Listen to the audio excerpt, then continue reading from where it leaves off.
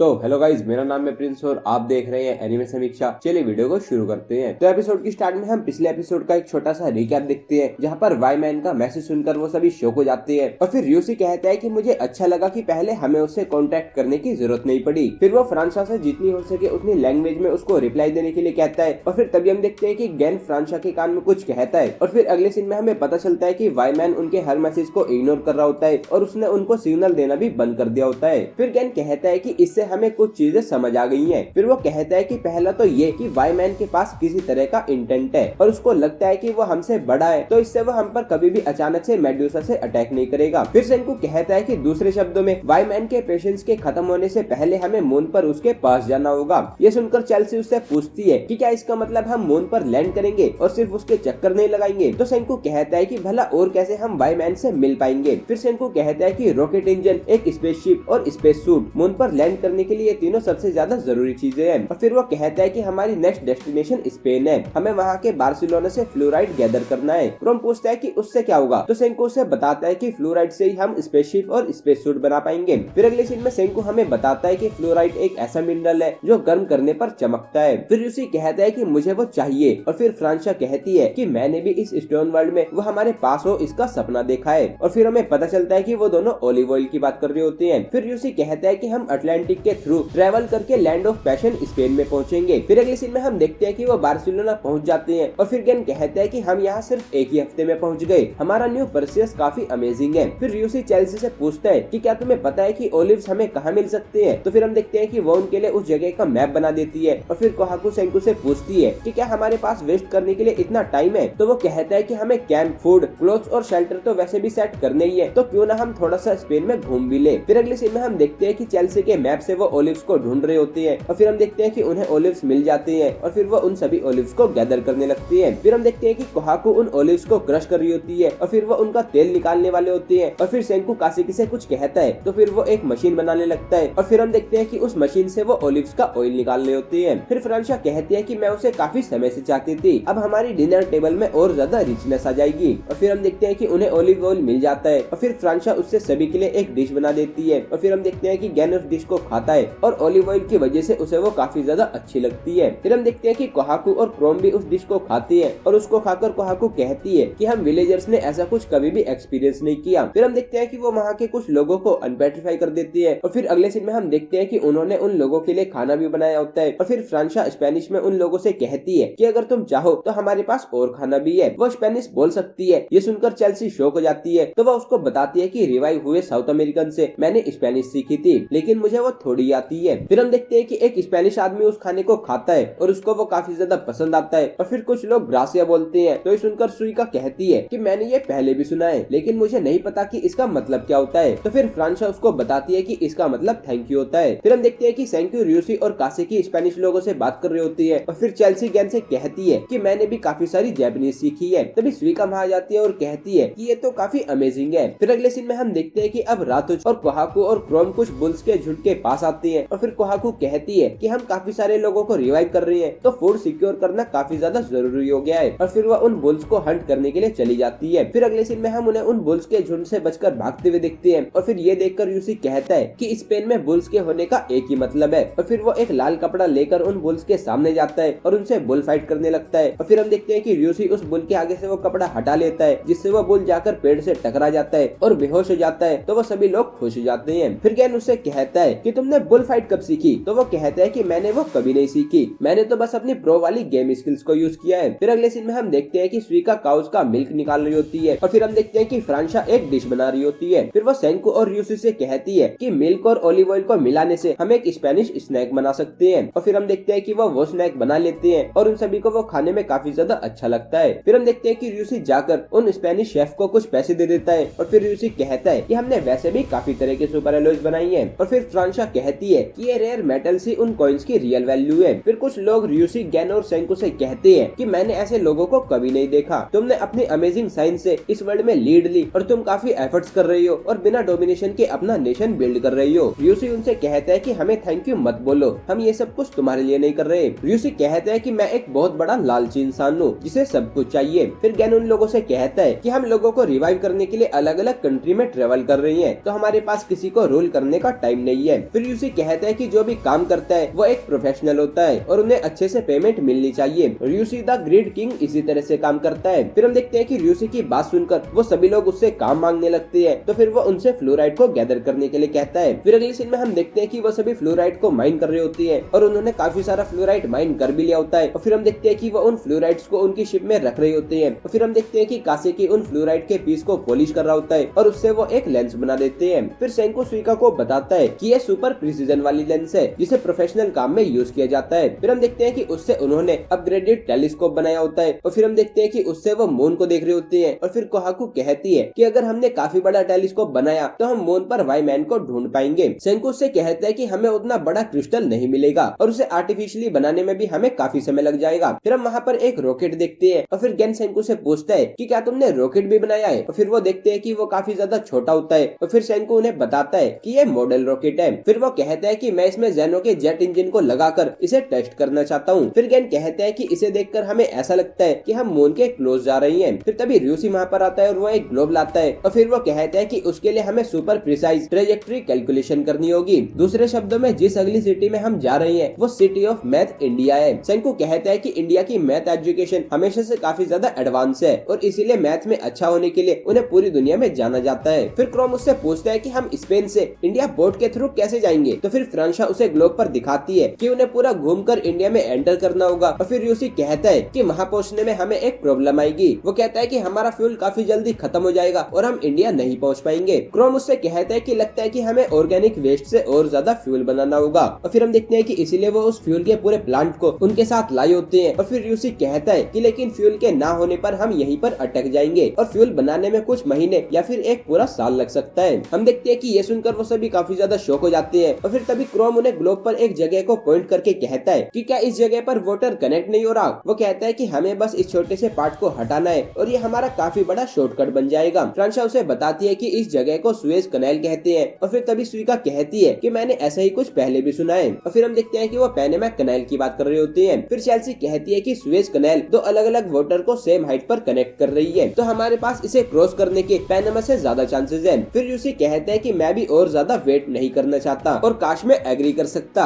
लेकिन कैप्टन होने के नाते मैं ये करने के लिए मना करता हूँ। वो कहता है कि हमें ये भी नहीं पता कि वो कनेक्टेड है या नहीं, तो अगर हम बिना देखे वहाँ पर चले गए तो हम एक डेड एंड में फंस सकते हैं जिससे हम वापस भी नहीं आ पाएंगे। फिर क्रोम सोचता है कि अगर चेल्सी दूर से किसी बहुत अच्छे टेलीस्कोप से वहाँ पर देख पाए तो तभी हम देखते हैं कि ये सुनकर उन सभी को आइडिया आ जाता है और फिर वो सुएज कनाल की तरफ बढ़ने लगते हैं। फिर हम देखते हैं कि वहाँ पर पहुंचकर वो एक हॉट एयर बलून को उड़ाते हैं जिसमें सेंको, र्यूसी और चेल्सी होती है और उनके पास उनका टेलीस्कोप भी होता है। फिर हम देखते हैं कि चेल्सी उस कनाल को देखकर उसका मैप बनाने लगती है और फिर वो सभी को बताती है कि वो कनाल बीच में से ब्लॉक है। फिर वो फिर से उसको देखती है और फिर वो देखती है कि वो कनाल कनेक्टेड होती है लेकिन वो किसी तरह के मलबे से ब्लॉक होती है। फिर सेंको कहता है कि इतने सालों में वहाँ पर जरूर काफी सारे पेड़ उगे होंगे लेकिन वो टिक नहीं पाए और टूटकर वहाँ पर इकट्ठा हो गए होंगे। फिर चेल्सी कहती है कि वहाँ पर जाकर उसको तोड़ना सेफ नहीं होगा। तो फिर यूसी कहता है कि हमें उसे ब्लास्ट करना होगा और हमें पहले जाने का रास्ता सिक्योर करना होगा, नहीं तो हम वापस नहीं आ पाएंगे। सेंको उससे कहता है कि मतलब कि तुम ये कहना चाहते हो कि हमें कनाल के बाहर से कनाल के अंदर ब्लास्ट करना है जिसका डिस्टेंस 20 किलोमीटर है। फिर अगले सीन में हम देखते हैं कि सेंको अपने उस रॉकेट को लॉन्च करने के लिए रेडी करता है और फिर वो कहता है कि हम इसके लिए अपने रॉकेट का यूज करेंगे। फिर सेंको को याद आता है कि जेनो ने उससे कहा था कि मुझे तुमसे ये बात कहने की जरूरत नहीं है कि तुम्हारा रॉकेट और एक बैलिस्टिक मिसाइल फंडामेंटली सेम ही होती है। फिर सेंको कहता है कि मुझे और जेनो को साथ मिलकर एक रॉकेट बनाने में काफी ज्यादा समय लग गया।